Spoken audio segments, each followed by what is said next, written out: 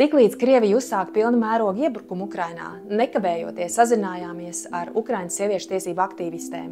Pirmajās dienās sniedzām praktisko atbalstu, tāpat arī attālinātas psiholoģiskās konsultācijas.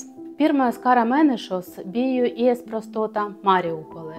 2 mēnešus biju neziņā par pasaules atbalstu Ukrainai. Nokļūstot drošībā, uzzināju, ka bijis nepārtraukts Martas atbalsts kara cietušajiem. Šobrīd Marta koordinēju projektus Ukrainā. Strādājam pie ilgspējīgu pakalpojumu izveides. Izveidojām patversmi konflikta izraisītā seksuālā vardarbībā cietušajām sievietēm un bērniem Ivano-Frankivskas apgabalā un 2 centrus Čerņīhivas apgabalā, kur tūkstošiem karā cietušo sieviešu un bērnu saņēma atbalstu. Izglītojam sieviešu organizācijas, lai atpazītu vardarbību, lai dokumentētu kara seksuālos noziegumus. Mācības notiek gan Ukrainā, gan Latvijā.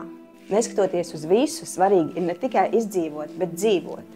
Šobrīd atbalstam Ukrainas sabiedrības noturības platformas izveidi. Vēlam Ukrainas iedzīvotājiem izturību un dzīvotprieku līdz uzvarai.